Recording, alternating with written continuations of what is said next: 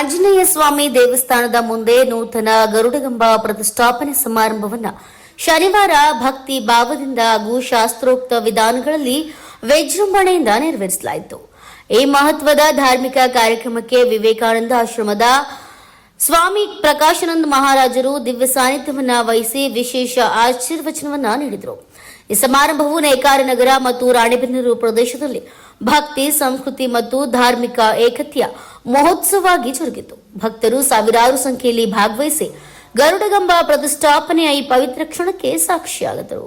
ಆಂಜನೇಯ ಸ್ವಾಮಿ ದೇವಸ್ಥಾನದ ಮುಂದೆ ನೂತನ ಗರುಡ ಪರಿಕ್ರಮ ಸಮಾರಂಭ ಕಾರ್ಯಕ್ರಮದ ಮುಖ್ಯ ಅತಿಥಿಯಾಗಿ ಆಗಮಿಸಿದಂತ ಪರಮ ಪೂಜ್ಯ ಪ್ರಕಾಶಾನಂದ ಸ್ವಾಮೀಜಿಯವರ ಪಾದಗಳಿಗೆ ಪಡಮಟ್ಟು.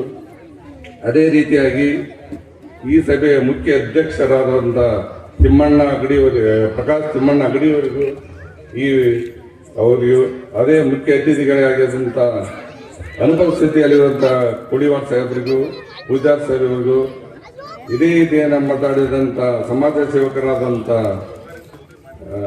ಬಣಕಾರ್ ಸಾಹೇಬರಿಗೂ ಈ ಕಾರ್ಯಕ್ರಮವನ್ನು ಈಗ 3-4 ತಿಂಗಳಿಂದ ಅವರು ನಮ್ಮ ಈ ಕಮಿಟಿ ನೇಕಾರಕ ನಗರದ ಬಹಳ ಪ್ರಯತ್ನ ಮಾಡಿ, ನಮ್ಮ ಶಾಂತಿನಗರ ಮತ್ತು ನೇಕಾರಕ ಬಹಳ ಪ್ರಯತ್ನ ಮಾಡಿ ಈ ವೇದಿಕೆಯಲ್ಲಿ ನಮ್ಮ ಈ ಕಮಿಟಿಯವರು ಬಂದು ನಮ್ಮ ಎಲ್ಲರನ್ನೂ ಕೇಳಿಕೊಂಡ್ರು, ಇಲ್ಲ ನಾವು ಗರುಡ ಸ್ತಂಭ ಮಾಡಬೇಕು, ಇದಕ್ಕೆ ಎಲ್ಲರಿಗೂ ಹಣಕಾಸಿನ ನೆರವನ್ನ ಕೇಳಿ ಅವರು ಹಗಲು ರಾತ್ರಿ ಕಷ್ಟಪಟ್ಟಿದ್ದಾರೆ. ನಮಗೆ ಗೊತ್ತಿದ್ದಂಗ ಶಾಂತಿನಗರ ಮತ್ತು ಇತರೆ ಭಾಗದಿಂದ ಅವರೆಲ್ಲ ಎಷ್ಟು ಬೇಕು ಅಷ್ಟು ಶ್ರೀಯುತ ಗೋಪಾಲ್ ಎನ್ ಗುತ್ತಲ್ ವಕೀಲರು ಇವರು ಸಹ ಈ ಒಂದು ಕಾರ್ಯಕ್ರಮವನ್ನ ಉದ್ದೇಶಿಸಿ ತಮ್ಮ ನುಡಿ ಸೇವೆಯನ್ನ ಸಲ್ಲಿಸಬೇಕೆಂದು ವಿನಂತಿ.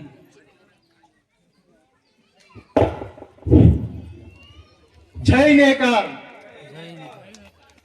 ಮೋಸ್ಟ್ಲಿ ಇಲ್ಲಿ ನೇಕಾರ್ ಇಲ್ಲ ಅಂತ ಅನ್ಸುತ್ತೆ ನನಗೆ. ಜೈ ನೇಕಾರ್, ಜೈ ನೇಕಾರ್. ಶಿವ ನೇಕಾರ್ ಕಾಲೋನಿ ಅನ್ನೋದೊಂದು ಪ್ರೂಫ್ ಆಯ್ತು. ಶ್ರೀ ಆಂಜನೇಯ ಸ್ವಾಮಿಯ ಪಾದಕ್ಕೆ ನಮಸ್ಕರಿಸುತ್ತಾ ಹಾಗೂ ದೇವರ ಸ್ವರೂಪರಾದಂತ ಶ್ರೀ ಪರಮ ಪೂಜ್ಯ ಸ್ವಾಮಿಗಳಾದಂತ ಶ್ರೀ ಪ್ರಕಾಶಾನಂದ ಗುರುಜಿಗಳ ಪಾದಕ್ಕೆ ನಮಸ್ಕರಿಸುತ್ತಾ ಈ ಒಂದು ಕಾರ್ಯಕ್ರಮಕ್ಕೆ ವೇದಿಕೆ ಮೇಲೆ ಆಸೀನರಾಗಿರ್ತಕ್ಕಂಥ ಅಧ್ಯಕ್ಷರೇ ಹಾಗೂ ಎಲ್ಲ ಗಣ್ಯ ಮುಖ್ಯ ಅತಿಥಿಗಳೇ, ತಾಯಂದಿರೇ, ಅಕ್ಕ ತಂಗಿಯರೇ ಹಾಗೂ ಸಮಾಜದ ಯಾವತ್ತು ನೇಕಾರ ಬಂಧುಗಳೇ, ಇವತ್ತಿನ ಕಾರ್ಯಕ್ರಮದ ಬಗ್ಗೆ ಈ ಒಂದು ಗರುಡ ಗಂಬವನ್ನು ಯಾಕೆ ಸ್ಥಾಪನೆ ಮಾಡಬೇಕು, ಆ ಸ್ಥಾಪನೆಯ ಬಗ್ಗೆ ಡಾಕ್ಟರ್ ಕೆಲ್ಗಾರ್ ಸರ್ ಅವರು ಹೇಳಿದರು. ಅದೇ ರೀತಿಯಾಗಿ ನಮ್ಮ ಇನ್ನೊಬ್ಬ ಹಿರಿಯರಾದಂತರ ಅವರು ಸಹ ಆ ಒಂದು ಯಾವ ರೀತಿ ಮಾಡಿದ್ರು, ಯಾವ ರೀತಿ ತಗೊಂಡ್ಬಂದ್ರು, ರಾತ್ರಿ ನಿದ್ದೆ ಎಷ್ಟು ಮಾಡಿದ್ರು, ಹೇಗೆ ಮಾಡಿದ್ರು ಅಂತಂದೇಳಿ ಈ ಒಂದು ಕಮಿಟಿ ಅವ್ರಿಗೆ ಹೇಗೆ ಮಾಡಿದ್ರು ಅಂತ ಹೇಳಿದ್ದಾರೆ. ಮತ್ತು ಡಾಕ್ಟರ್ ಸರ್ ಹೇಳಿದ್ರು ಇಲ್ಲಿ ಒಂದು ಉದ್ಯೋಗದ ಒಂದು ವ್ಯವಸ್ಥೆಯನ್ನು ಮಾಡಬೇಕು, ಅದಕ್ಕೆಲ್ಲ ತಮ್ಮ ಸಹಕಾರ ಬೇಕು ಅಂತಂದೇಳಿ.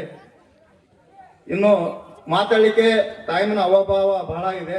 ಎರಡೆರಡು ಮಾತುಗಳನ್ನು ಕೇಳಲಿಕ್ಕೆ ಇಷ್ಟ ಪಡ್ತಾ ಇದ್ದೀನಿ.